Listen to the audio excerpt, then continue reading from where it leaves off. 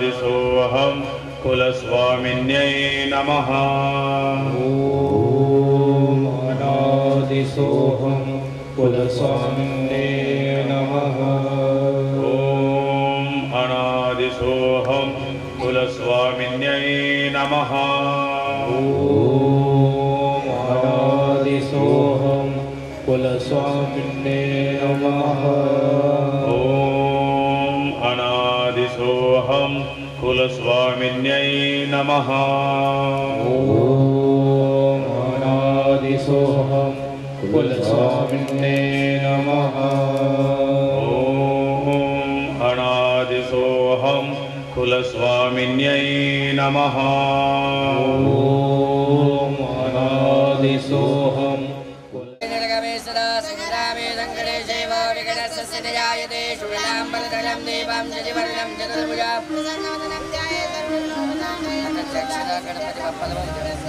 सर्वविघ्नहरस्महे श्रीगणाधिपतये नमः। श्रीमन्लक्ष्मी महासरस्वती आशापुरे देवताभ्यो नमो नमः। सर्वेभ्यो देवेभ्यो नमो नमः। सर्वेभ्यो ब्राह्मणेभ्यो नमो नमः। साक्षादञ्जलमादाय तिथिर्विष्णु यदा वारो नक्षत्रं विष्णुरेव च योगस्सकरणं चैव सर्वं विष्णुमयं जगत्। ॐ एवं गुणग्रहणविषये श्रीमद् भागवत देवी भागवत सप्ताह अंगभूत पंचम पूजन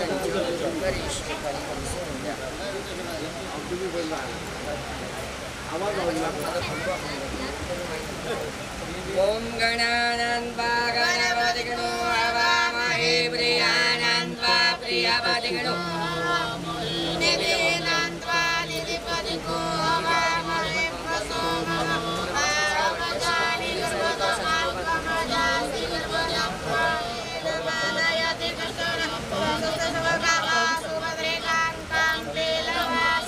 ब्रह्मा मुरारे श्रीपुरान्तकारे भानु शिशे भूमि सुतो बुधश्च सर्वे ग्रहाः शान्तिकराः भवन्तु। सौभाग्यपरिमलस्य वरुणस्य रेतसदन्यसि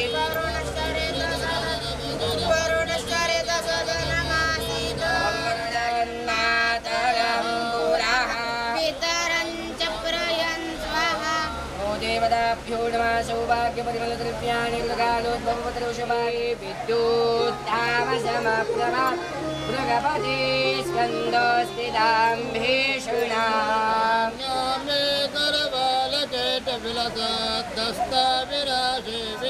गुणं तरजने प्राणामलकात्मिकं शशिधरां दुर्गां त्रिनेत्रां भजे दुर्गा देवताय समाल्यां वरभूषितौष्ठ नमामि पीठे कुलरुद्धे समस्त पूर्वजानां पितृदेवताभ्यो नमः। सौभाग्यमङ्गलद्रव्याणि समर्पयामि।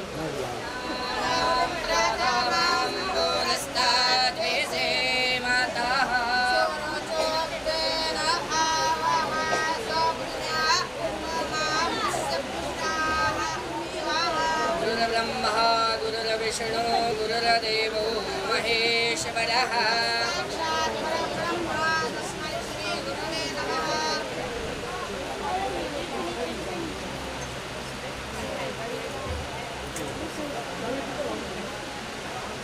ब्रह्मानन्दं परमसुखदं केवलं ज्ञानमूर्ते तन्वातीतं गगनसदृश्यं तत्त्वमस्यादिलक्ष्यम् एकं नित्यं विमलमचलं सर्वदे साक्षिभूतं चाकुन्देन्दु तुषारहारधवला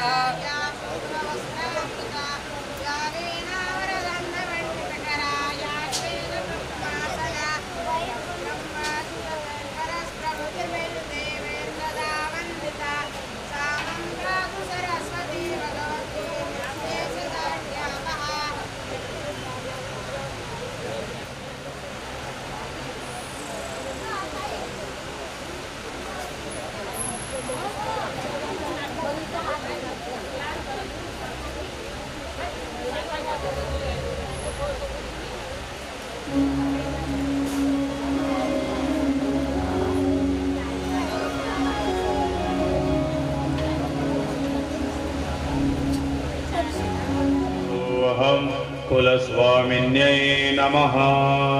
ॐ अनादिसोऽहं कुलस्वामिन्ये नमः। ॐ अनादिसोऽहं कुलस्वामिन्यै नमः। ॐ अनादिसोऽहं कुलस्वामिन्ये नमः। ॐ अनादिसोऽहं कुलस्वामिन्यै नमः। ॐ अनादिसोऽहं कुलस्वामिन्ये नमः। ॐ अनादिसोऽहं कुलस्वामिन्यै नमः। ॐ अनादिसोऽहं कुलस्वामिन्ये नमः। ॐ अनादिसोऽहं कुलस्वामिन्यै नमः। ॐ अनादिसोऽहं कुलस्वामिन्ये नमः। ॐ अनादिसोऽहं कुलस्वामिन्यै नमः। ॐ अनादिसोऽहं कुलस्वामिन्ये नमः। ॐ अनादिसोऽहं कुलस्वामिन्यै नमः। ॐ अनादिसोऽहं कुलस्वामिन्ये नमः। ॐ अनादिसोऽहं कुलस्वामिन्यै नमः।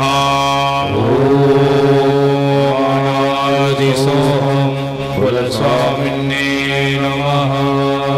ॐ अनादिसोऽहं कुलस्वामिन्यै नमः। अनादिसोऽहं कुलस्वामिन्ये नमः। ॐ अनादिसोऽहं कुलस्वामिन्यै नमः।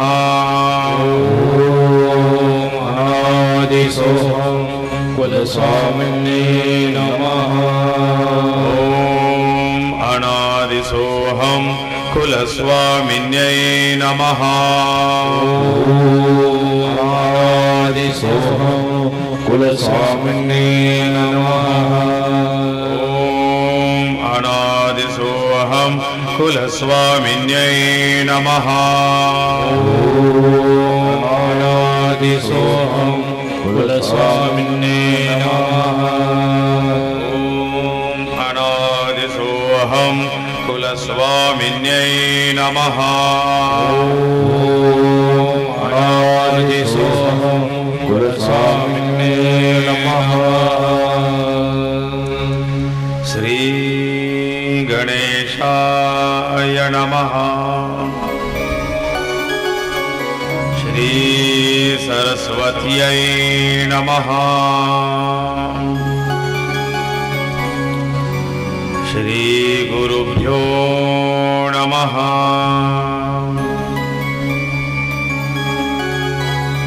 श्रीमातो पितुः चरणकमलेभ्यो नमः।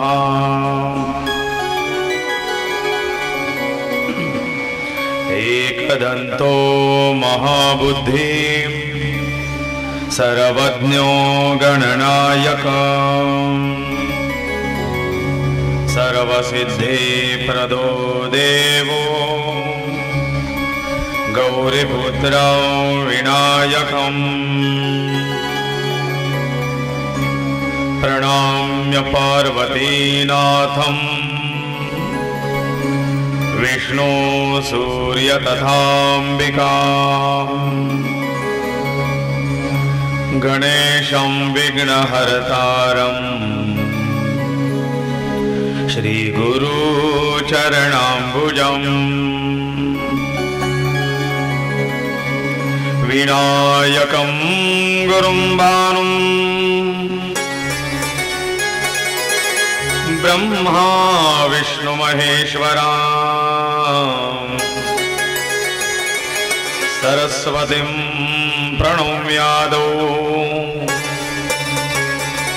सर्वकार्य कार्यार्थसिद्धये गणनाथ सरस्वती रवि शुक्र बृहस्पति पंचैतां स्मरे नित्यं वेदवाणीं प्रवर्तये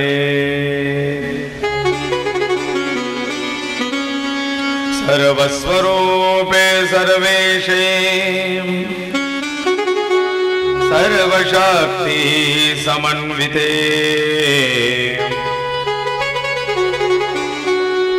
भयभ्यस्त्राहिणो देवी दुर्गे देवी नमोस्तुते उमा गौरी शिवा दुर्गा भद्रा भगवती तथा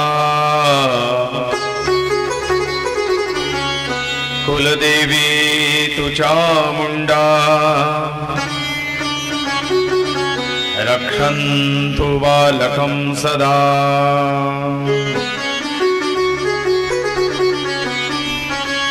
दुर्गे स्मृता हर्षभीतिमशेष जन्तो स्वस्ति स्मृता मतिमतीव शुभां ददासि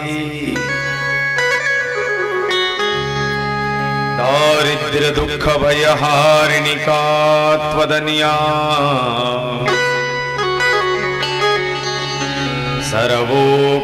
सर्वोपकारकरणाय सदार्द्रचित्ता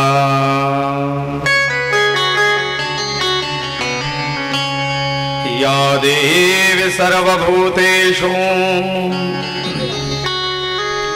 बुद्धिरूपेण संस्थिता नमस्तस्यै नमस्तस्यै नमस्तस्यै नमो नमः या देवी सर्वभूतेषु लक्ष्मीरूपेण संस्थिता नमस्तस्यै नमस्तस्यै नमस्तस्यै नमो नमः या देवी सर्वभूतेषु शक्तिरूपेण संस्थिता नमस्तस्यै नमस्तस्यै नमस्तस्यै नमो नमः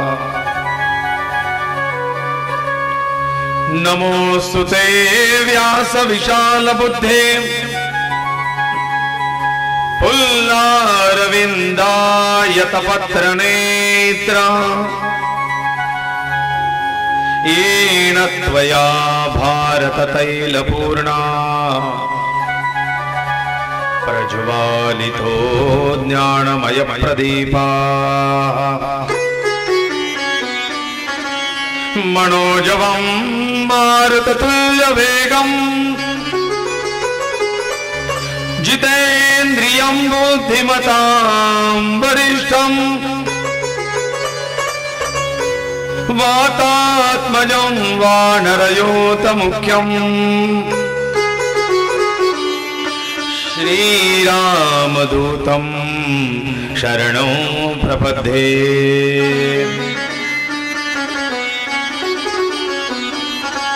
वचनायिका कमळापती माझे रंकाचे विनंती खर जोडितो कथे काळी आपण असावे जवळी शंकरं शंकराचार्यं केशवं बादरायणम् सूत्रभाष्यकरो वन्दे भगवन्तौ पुनः पुनः सूत्रभाष्यकरो वन्दे भगवन्तौ पुनः पुनः आदिशक्ति जगदंबा माता की जय। तिन्ही काळे तिन्ही वेळी तिन्ही लोकी आई अंबेचा तिन्ही काळे तिन्ही वेळी तिन्ही लोकी आई कुलस्वामिनीचा उदय अंबे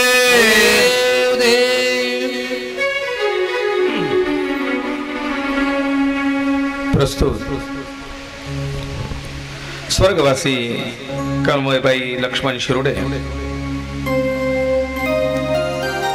यांच्या चतुर्थ पुण्यस्मृती निमित्ताने आयोजित ही श्रीमद देवी भागवत कथा आणि या श्रीमद देवी भागवत कथेचं आजचं हे षष्ठ पुष्प बोलता बोलता पंचप्राण भगवतीच्या चरणी अर्पण करून 6व्या पुष्पाकडे आपण वळतो आहोत।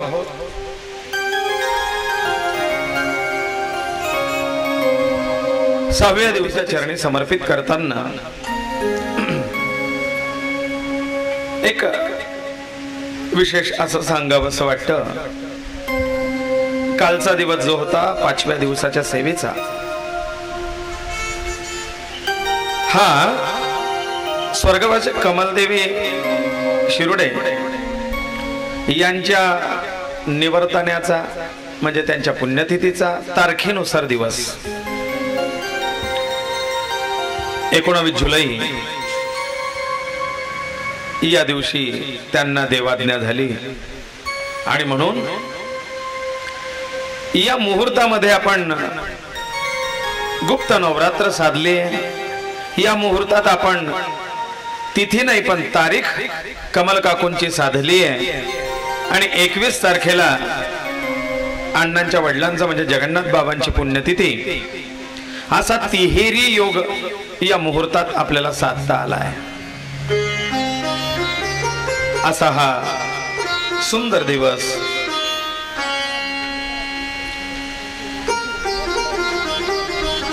त्यांच्या पुण्याईने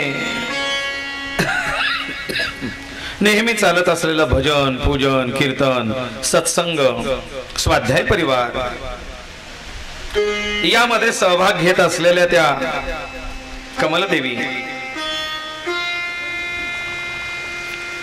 आध्यात्मिक धार्मिक वातावरणात जन्मलेल्या वाढलेल्या, तसंच इकडे शिरोडे परिवारात आल्यानंतर सुद्धा त्यांनी ते धार्मिक वातावरण जपलं। धार्मिकतेची फार आवड, हरिपाठाला नित्य असायच्या, भजनाला नित्य असायच्या आणि त्यांची पुण्य म्हणून कदाचित त्यांच्या ह्या पुण्यस्मृतीच्या निमित्ताने वेगवेगळ्या कथा होत आहेत।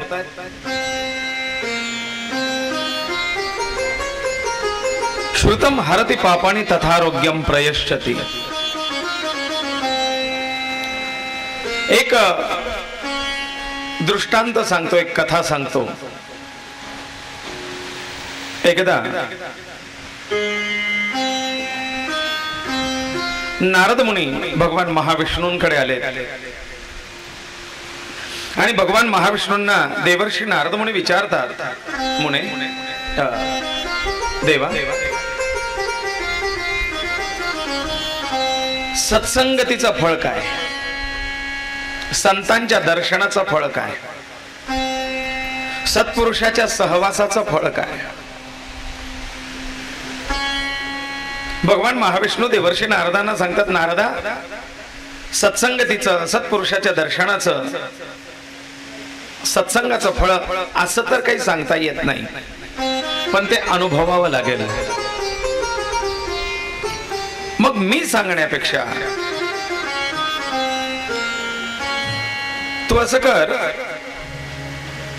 त्या वनामध्ये खाली भूतलावरती आमराईमध्ये पोपट बसलाय. त्या पोपटाला जाऊन विचार, सत्संगतीचं संत दर्शनाचं फल काय. नारद मुनी वैकुंठातून लगबगीने निघालेत, भूतलावरती आलेत. ऐका अभय दादा, तुमच्यासाठी आहे हा विषय, तुमच्यासाठी आहे. तुमच्या प्रश्नाचं उत्तर आहे. नारद मुनींनी वैकुंठातून भूतलावरती आलेत आणि भूतलावरती आल्यानंतर त्या आंबराईमध्ये एका आंब्याच्या झाडावरती बसलेल्या पोपटाला जाऊन विचारलं, अरे बाबा, मी नारायणाला विचारलं होतं सत्संगतीचं, संत दर्शनाचं, सत्संगाचं फळ काय, त्याचं पुण्य काय.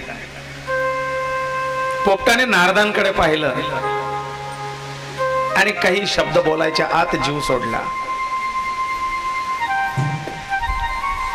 नारद मुनी म्हणता, याने तर उत्तर दिलं नाही, मग माझ्या प्रश्नाचं समाधान कसं होईल. जो प्रश्न मला अभय भाऊंनी विचारला त्याचं उत्तर मी त्यावेळेला दिलं नाही, कारण एकट्यात उत्तर देणं आणि सगळ्यांच्या समोर उत्तर देणं म्हणजे सगळ्यांना त्याचं फळ कळेल, आणि म्हणून तो विषय घेतला. देवर्षी नारद मुनी पुन्हा वैकुंठात आले. नारायणा, अरे मी विचारलेल्या प्रश्नाचं उत्तर तू सांगितलं की त्या पोपटाकडून मिळेल, पण त्या पोपटाने उत्तर दिलं नाही. तो काही उत्तर द्यायच्या आत त्याने प्राण सोडले, मग मला उत्तर कसं मिळेल. देवर्षी नारदांनी सांगितलं, जाऊ दे, त्याच्याकडनं उत्तर मिळालं नाही ना. तिकडे त्या ऋषींच्या आश्रमाचं जे कुंपण आहे, काटेरी कुंपण, त्या कुंपणावरती एक सरडा आहे आणि त्या सरड्याला जाऊन विचार, सत्संगतीचं फळ काय. नारद मुनी त्या ऋषींच्या आश्रमात त्या कुटियाजवळ गेले. सरडा दिसला. सरड्याला विचारलं, म्हणले, सरडे दादा, मी देवांकडनं आलोय आणि देवांनी सांगलंय की तुम्ही मला सत्संगतीचं फळ सांगाल, संत संघाचं फळ सांगाल. त्या सरड्याने सुद्धा नारद मुनींकडे पाहिलं आणि जीव सोडून दिला. पुन्हा देवर्षी नारदांनी वैकुंठात गेले. भगवान महाविष्णू विचारलं, देवा, हा काय प्रकार आहे. मी ज्याला माझ्या प्रश्नाचं उत्तर विचारतोय तो उत्तर द्यायच्या आत आपले प्राण सोडतोय, आता मला कसं कळेल. नारद मुनी म्हणतात, देवर्षी भगवान विष्णू सांगतात, नारायण सांगतात, नारदा, आता असं कर, त्या राजाच्या घरी जा, त्याच्या घरी एक नुकतंच जन्मलेलं बाळ आहे, त्या बाळाला जाऊन विचार, सत्संगतीचं फळ काय. नारद मुनी म्हणतात, म्हणजे तिथे टकोरे खाऊ घालायचं काम आहे काय. मी जायचं, त्याला विचारायचं, त्याने जीव सोडायचा, हे बाकीचे काय म्हणते, काही खाऊ घालून दिलं का काय. बा, तुम्हाला सांगायचं नसेल तर नका सांगू, हे रिकामाला छान माझ्या मागे लावू नका म्हणते. नारायण म्हणतात, अरे आता तसं नाही, तू जा तर. नारद मुनी भीत भीत भीत भीत भीत भीत गेलेत. कसं तरी राजाच्या दरबारात आल्यानंतर राजाने देवर्षी नारदांचं स्वागत केलं. देवर्षी नारदांना विचारलं, आज कसं काय, संत येते घरा तोची दिवाळी दसरा. नारदांना कुठे सांगायची हिंमत होते की मी पोरग पाहायला आलो आहे. राजाच म्हटला, चला, आनंदी आनंद, आमच्याकडे बाळ जन्मलेलं आहे, त्याच्या बारशाचाच दिवस होता आणि आज तुमच्यासारखे देवर्षी आमच्याकडे आलेत. खरोखर अहो भाग्यम, बाळाचंही भाग्य आहे. देवर्षी, एकदा तुम्ही बाळाला आशीर्वाद द्या. घाम तरतरून फुटलाय, घामही सुटला अंगाला, या सुटलाय ग थरथराट. आणि भीत भीत भीत भीत त्या पाळण्याजवळ गेले. आजूबाजूला इकडे तिकडे पाहतात. ज्या वेळेला कोणी नाही आजूबाजूला, अशी संधी पाहिली आणि मग विचारलं, म्हणले, बाळा, मी देवाकडून आलोय आणि देवाने सांगितलं की तू मला सत्संगतीचा काय लाभ आहे हे तू सांगशील. आणि देवर्षी असे पळायच्या तयारीतच हा डोळेवर करतो, काय वास. आधीच सांगितलं, बाबा, सांगायचं नसेल तर नको सांगू, पण जीव काही सोडू नको. पण ते पाळण्यातलं बाळ बोलत, तो देवर्षी, मग बरं वाटलं, हा काहीतरी बोलायला लागला.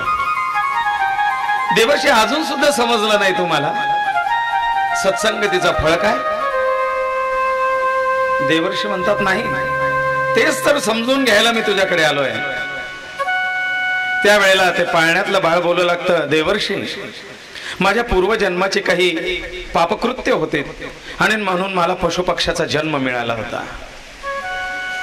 पहिला जन्म मला पक्षाचा होता, पोपटाचा.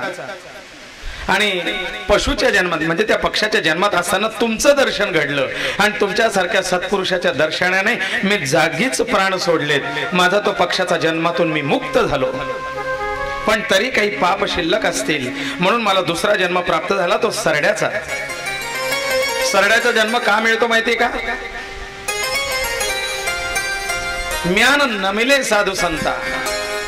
जो साधू संतांना, गुरूंना, आपल्यापेक्षा विद्वानांना, श्रेष्ठ जनांना नमत नाही, नम्रता घेत नाही, नमस्कार करत नाही, जो मोठ्यांच्या समोर झुकत नाही, त्याला झुकण्याकरता सरड्याचा नमस्कार आहे. तुम्ही त्याच्याकडे पहा नका पहा, तो सरडा पुढे आला का तो तुम्हाला राम राम हो पाहुणे, तो असं करतच राहतो तुम्हाला. कारण देव म्हणतो तो पहिल्या जन्मी झुकलाच नाही ना, म्हणून तुला नेहमी रामराम करण्याकरता इथे उभंच केलाय. मला दुसरा जन्म मिळाला सरड्याचा, पण त्याही जन्मात तुम्ही मला भेटलात. आणि खरोखर संतांचा संग झाला की परीस लोखंडाला लागावं आणि त्या लोखंडाचं सोनं व्हावं, तसं माझा तो सरड्याचा जन्म सुद्धा संपला. मी जागेच प्राण सोडले आणि त्या पुण्याईने मला आता तिसरा जन्म मिळाला राजपुत्राचा. आता या राजपुत्राच्या जन्मातही तुमच्यासारखे संत भेटले. आता पुरुषाचं आहे हे निश्चित आहे. जिसको जीवन में मिला सत्संग है, उसको हर घड़ी आनंद ही आनंद है. उसको हर घड़ी जिसको जीवन में मिला सत्संग है, उसको हर घड़ी आनंद ही आनंद है. जिसको मीरा कबीरा ने गाया, सूरदास ने दर्शन पाया. मीरा जिनके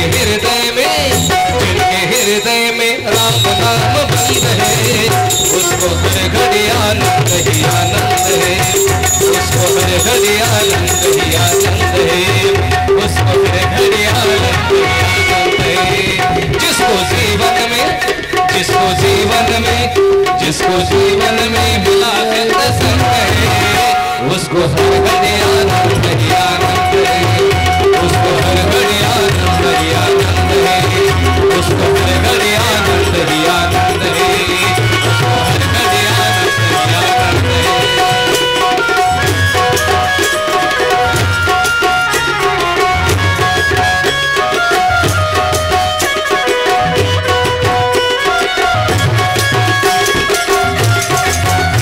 घड़ी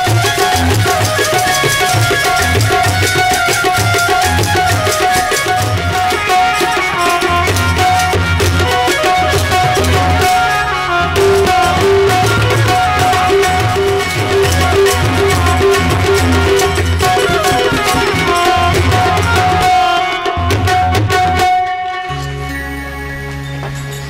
जिसको जीवन में मिला, तो राजकुमार सांगतोय देवर्षे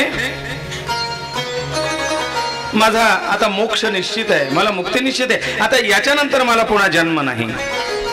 हा श्रेष्ठ राजयोगी जन्म मला प्राप्त झालाय आणि मनुष्य जन्म प्राप्त झाल्यामुळे मला आता माझं स्वकल्याण करण्याकरता हा मनुष्य जन्म आहे. आणि इथून आता मी माझं कल्याण साधून मोक्षाच्या दिशेने वाटचाल करणार आहे. हेच तर सत्संगतीचं फळ आहे. तर 3 वर्षापासून चालत आलेल्या या घटना याचं प्रतीक आहे की त्यांना मिळालेला एक एक पशुपक्षाचा जन्म ते इथे येऊनच मुक्त होत आहेत. घटना अशी आहे, एका वर्षी कथेमध्ये सर्प आला, तो सर्प मृत्यू पावला. एका वर्षी मांजरीचा मृत्यू झाला. एका वर्षी स्वयंपाक घरामध्ये येऊन चिमणीने जीव सोडला. अभयदादाच्या मनामध्ये शंका की असं का व्हावं. 2 गायी आल्या, 1 तास उभ्या राहिल्या. त्यांनी नैवेद्य घेतला, पूजा केली आणि नंतर त्या गेल्या. 1 तासभर न जाता पूजा वगैरे झाल्यानंतर नैवेद्य घेतल्यानंतर मग त्या गायी मंडपातून निघाल्या. तोपर्यंत मंडपात तासभर उभ्या होत्या. या वर्षातून एकदा घडणारी ही घटना. सर्व सुलभ मानवी स्वभावाला असं वाटतं की आपल्याकडनं काही चूक झालं का, म्हणून या जीवाचा प्राण गेला असेल, काही चूक घडतंय का. पण भगवत करणे काही निराळी असते. आपल्या पूर्व जन्माच्या पाप पुण्याच्या प्रभावाने प्राप्त होणाऱ्या पशु योनी आणि या पशु योनीतून मुक्त करणाऱ्या ह्या दिव्य कथा. आणि म्हणून कदाचित मी पहिल्या दुसऱ्या दिवशी सांगितलं की जन्म घेणे लागे वासनेच्या संगे. सर्प योनी ही वासना योनी आहे. माझं घर, माझा परिवार, माझं कुटुंब याच्यामध्ये ज्या वेळेला मरणाच्या समय आपलं मन अडकतं त्यावेळेला सर्पाचा जन्म प्राप्त होत असतो. आणि म्हणून पहिली ती वासना योनी, सर्प योनी, त्या योनीतून पहिल्या कथेत मुक्तता मिळाली. दुसरी मार्जार योनी, बिडाल. तिसरी चिमणी. अन्नाच्या शोधात ते आलेले किचन मध्ये. 3 सोना आहेत फक्त. आता किचन मध्ये सोनांच्या सोबत सासू नाही राहणार तर दुसरं कोण राहिलं. कदाचित या निमित्ताने त्यांनी त्यांचा मोक्ष, त्यांची त्या पशु योनीतून, पक्षी योनीतून मुक्तता करून घेणं. एक एक जन्म संपवायच्या मागे. कारण भोग भोगणीची लागे, भोग भोगणीची पडे. भोग भोगावेच लागतात. पण संत संगे सोयीचे घडे, सतसंगे सोयीचे घडे. भोग भोगावेच लागतात पण त्याच्यातून मुक्त होणं, सतसंग आणि संत संग याच्याने त्याच्यातून मुक्त होता येतं, सहजतेने मुक्त होता येतं. म्हणून हा सत्संग प्रभावी असतो, उपयोगी असतो. कदाचित आणखीन त्यांचे काही एखादा जन्म भोगायचा बाकी असेल तर वर्षभर त्यांना त्या योनीमध्ये जन्म मिळून वर्षभराचे भोग भोगावे लागतील. पुन्हा पुढच्या वर्षाच्या कथेत ते तोही देह सोडतील. पण तो सोडायला त्यांना इथेच येऊन ते दर्शवतायत की एक एक भोग, एक योनी मी भोगून मुक्त करते, माझे सगळे भोग संपवते आणि मी मोक्षाच्या दिशेने वाटचाल करते. सहज नाही ना, विचार नाही करू शकत की असं त्या मंडपाच्या ठिकाणी या वातावरणामध्ये अशी एखादी गोष्ट घडते. असं काय नेमकं त्यामागचं रिझन, त्यामागचं कारण काय असेल, बारकावाने विचार करावा.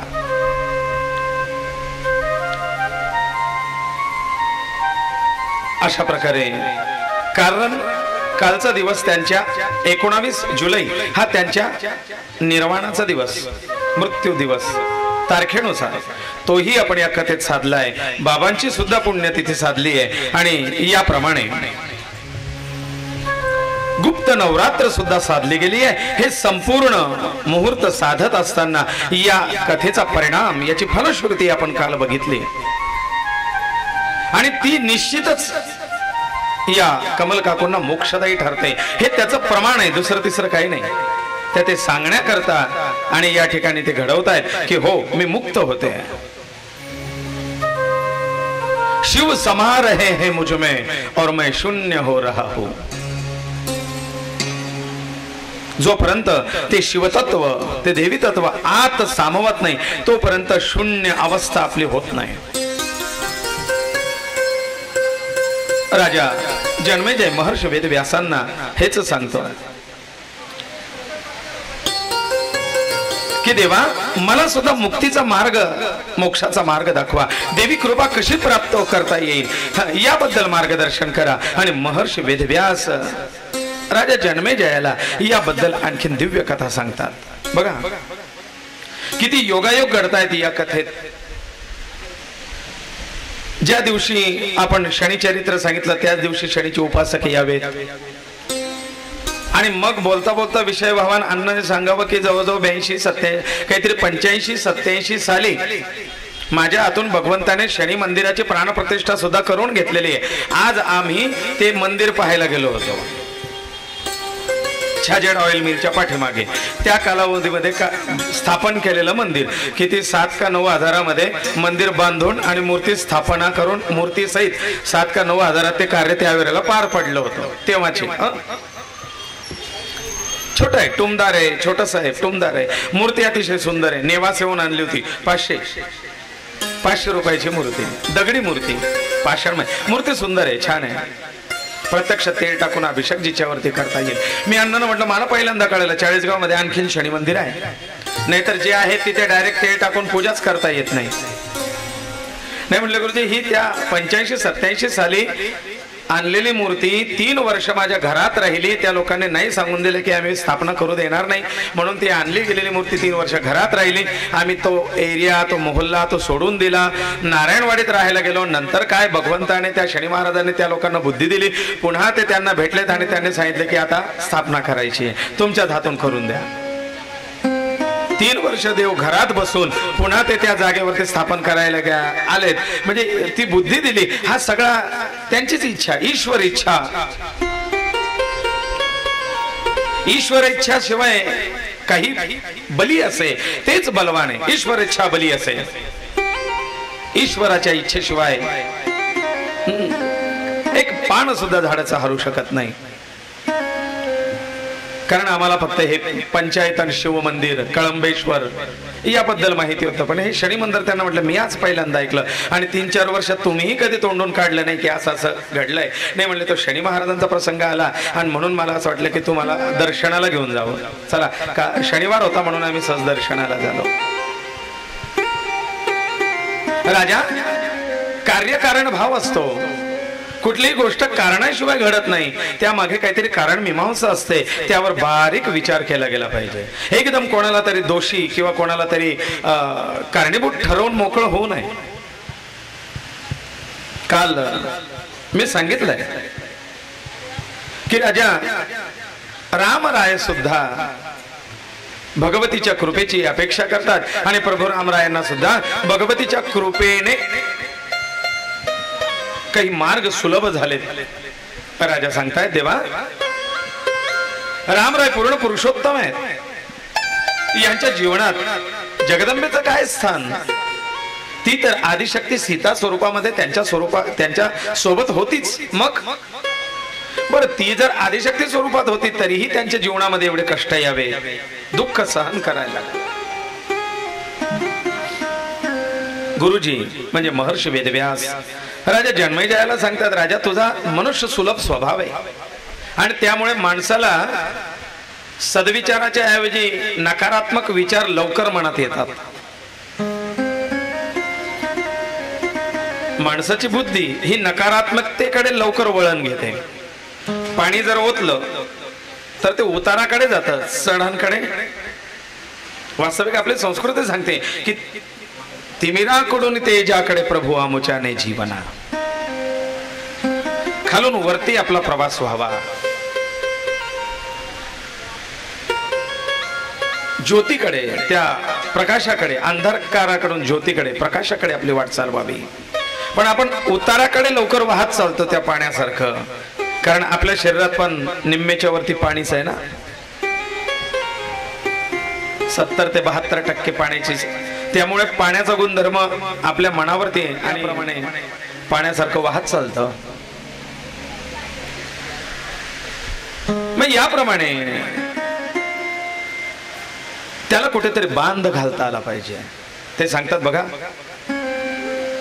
राम हे जरी ईश्वरी अवतार असला तरी तो मर्यादांनी युक्त असा अवतार घेतलेला होता. मर्यादा पालना करता झालेला अवतार म्हणजे राम अवतार आहे. आणि त्यामुळे प्रभू रामरायांना निसर्गाच्या, सृष्टीच्या, प्रकृतीच्या नियमांमध्ये हस्तक्षेप करण्याचा रामांचा निर्णय नव्हता. म्हणून त्यांच्यात सामर्थ्य असूनही कुठेही त्यांनी चमत्कार केले नाहीत. सामर्थ्य रामांच्या जीवनात कुठे चमत्कार आहेत.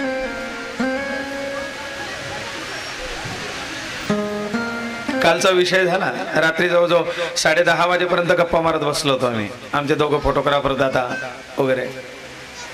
आणि गुरु या पदावरती बोलणं चाललं होतं, कारण उद्याची गुरुपौर्णिमा आहे. गुरु या तत्वावरती बोलणं चाललं होतं. त्यावेळेला आमचे प्रवीण दादा भुसावळ फैजपूर सावकार काय त्यांनी विषय म्हणला, गुरुजी म्हणले गुरु कसे पाहिजे, बागेश्वर धाम चमत्कार, तुम्ही आल्यानंतर तुमच्या मनात काय आहे लगेच ओळखून किंवा त्याच्या आधीच सांगणार. ते तर निश्चितच श्रेष्ठ आहे, तो ईश्वरी अंश आहे, मारुतीरायाची त्यांच्यावरती कृपा आहे. पण ही समजूत चुकीची आहे की गुरु चमत्कार करणारे असावे. मग लाल बादशाह नावाचा एक जादूगर, श्रेष्ठ जादूगर होऊन गेलेला आहे. मग तो सगळ्या भारतवर्षाचा आणि देश विदेशाचा गुरु झाला असता. आपल्या इथे दरवर्षी जादूचे खेळ करणारे येतात, जादूगार येतात. क्षणार्धात रुपयाची नोट आणि नोटेचा पाऊस हातातून करतात, रिकाम्या टोपीतून कबूतर काढतात. मग ही जादू नाही. गुरु जादू किंवा चमत्कार करणारा नसावा. हातातून वस्तू काढून दाखवली म्हणजे गुरु नाही. तुमच्या जीवनात परिवर्तन घडावं, ज्यांच्या शब्दाने, ज्यांच्या वागण्याने, ज्यांच्या बोलण्याने, ज्यांच्या सहवासाने तुमच्या जीवनात, तुमच्या मनात, तुमच्या विचारात सत्परिवर्तन घडत असेल ते गुरु. मग ते कसेही असू शकतात. ते संत श्री गजानन महाराजांसारखे विवस्त्र विदेही अवस्थेतले असू शकतात. ते श्री स्वामी समर्थांसारखे शिव्या देऊन बोलणारे असू शकतात, रागवणारे, कोपिष्ट.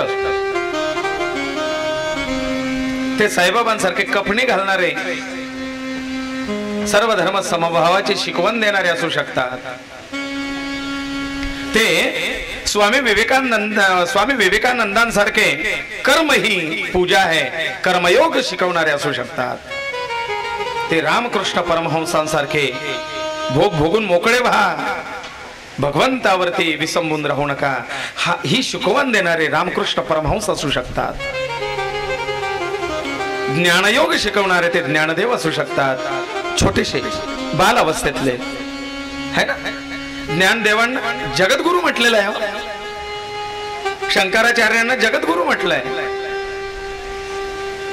22-24 वर्षाच्या या मूर्ती अख्ख्या जगाच्या गुरुपदाला पोहोचल्या.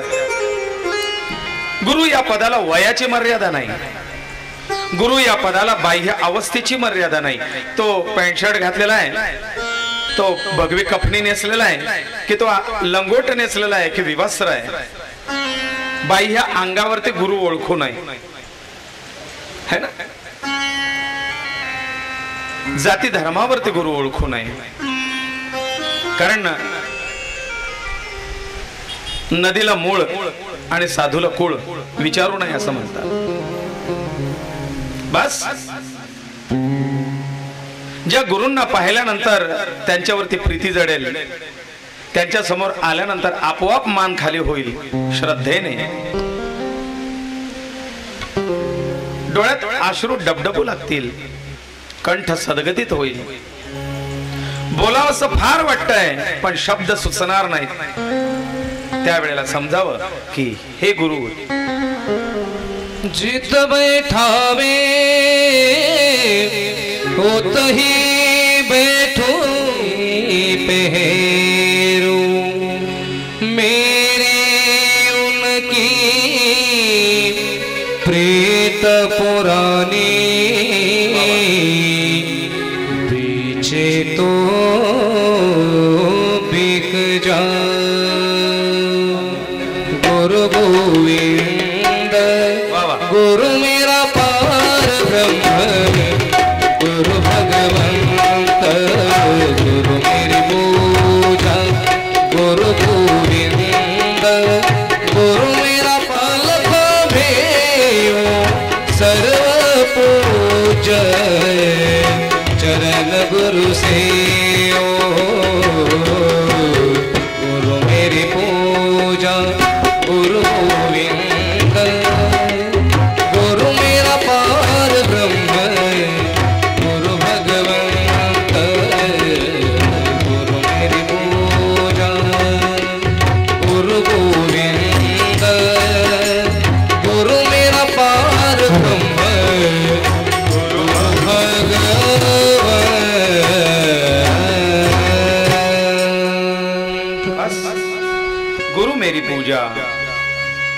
गुरु मेरा परब्रह्म, गुरु मेरा भगवंत, ही भावना जिथे दृढ होईल ते गुरु वास्तविक गुरु या विषयावरती उद्याची गुरुपौर्णिमा आहे.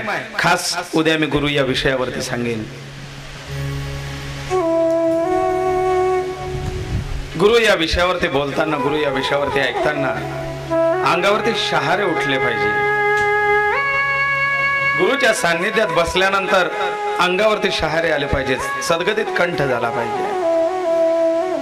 सानंदाने सश्रद्धेने माथा जेथे झुकावा, शिष्यास सर्व देई ऐसा गुरु असावा. गुरु परिसापेक्षा श्रेष्ठ सांगितले आहेत. परीस काय करताय? लोखंडाचं सोनं करतं, पण गुरूंजवळ लोखंड, तांब, पितळ हा भेदच नाही, तो सगळ्यांचं सोनं करतो. म्हणून परिसापेक्षा श्रेष्ठ गुरुतत्व आहे. गुरूंजवळ भेद नाही, सगळ्यांना सामावून घेणार ते तत्व. गुरु या शब्दाचीच व्याख्या आहे, व्यापक. ज्याला परिसीमाच नाही ते तत्व म्हणजे गुरु.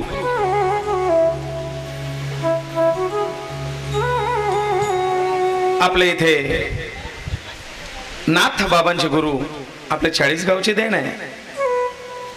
जनार्दन पंत, जनार्दन स्वामी नाथ बाबांचे गुरु.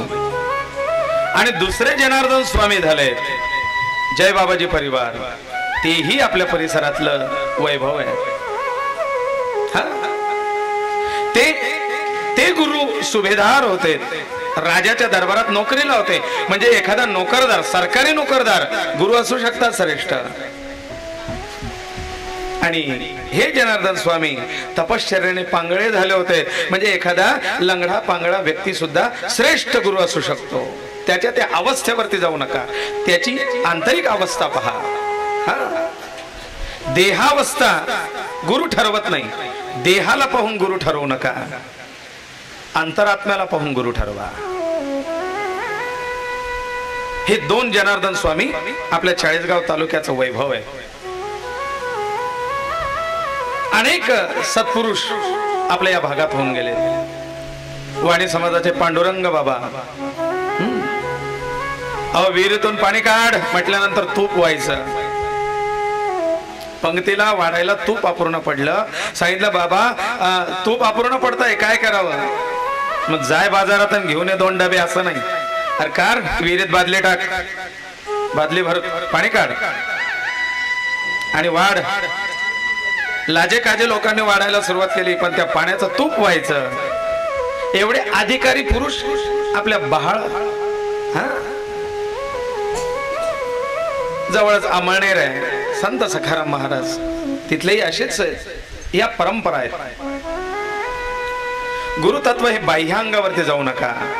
एक व्यापारी हा गुरु असू शकतो, एक वेडा हा गुरु होऊ शकतो. अहो जड भरताची कथा आपण भागवतात ऐकतोय. वेड्याचं अवस्था धारण केलेला हा भरत, आणि तो गुरुतत्वाच्या बद्दल बोलू लागला. त्यावेळेला त्या राजा रघुगणाने सांगितलंय की मी गुरु करायला चाललो होतो. तुमच्यासारखे श्रेष्ठ इथे असताना मी कोणता गुरु शोधावा? तुम्हीच माझे गुरु, मी तुमचा शिष्य आहे.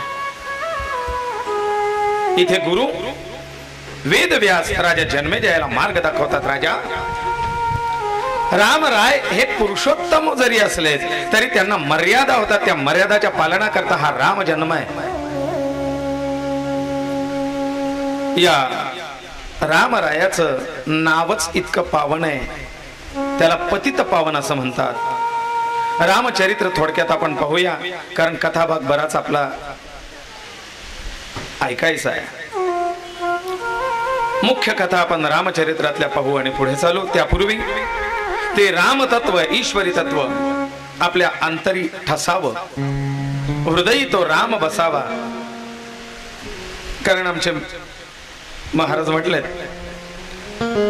मी अनेक कथेला जातो साथीला, पण त्या कथेमध्ये भजनाची वगैरे ती सुरुवात होते सगळ्या गोष्टी. पण मला 2-4 वर्षापासून तुमच्या कथेचा अनुभव आहे, जो तुमच्या कथेत इतर कथेत घेतला जात नाही इतर ठिकाणी, पण तुमच्या कथेमध्ये जो जप आधी घेतला जातो त्याच्याने एक विशिष्ट वातावरण तयार व्हायला लागतं. आणि त्याचं कारण मी त्यांना सांगितलंय की नाम संकीर्तनम यस्य साधन सर्व पाप प्रणाशनम, नामसंकीर्तनम यस्य सर्व पाप प्रणाशनम. नाम हे पापाचा नाश करणार आहे आणि म्हणून या जागेमध्ये जी काही निगेटिव्ह एनर्जी असेल ती दूर व्हावी याकरता सगळ्यांच्या मुखातून ज्या वेळेला ते नाम एका वेळेला येऊ लागतं त्यावेळेला एक विशिष्ट पॉझिटिव्ह एनर्जी या ठिकाणी तयार होते, सकारात्मक ऊर्जा तयार होते आणि इथल्या सगळ्या अदृश्य शक्ती दूर जातात आणि मग खऱ्या अर्थाने ते ईश्वरी तत्व तुमच्या आतमध्ये पटकन शिरायला मदत होते. म्हणून नामजप असावा. राम हा तर महामंत्र आहे, राम हा तर तारक मंत्र आहे. या रामाचं थोडंसं स्तवन करू आणि रामचरित्रामध्ये प्रवेश करू.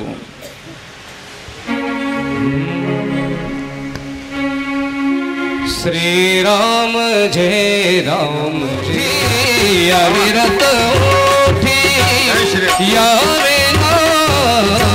श्री राम जय राम जय जय राम. श्री राम जय राम जय जय राम. श्री राम जय राम जय राम. श्री राम जय राम जय राम.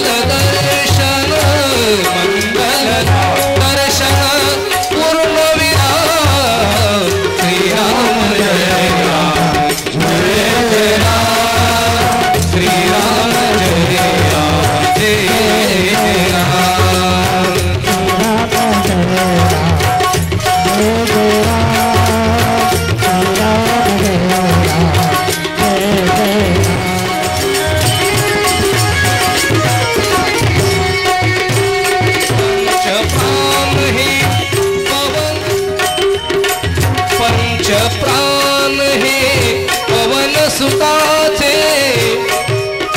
राम जनो निश्वास तया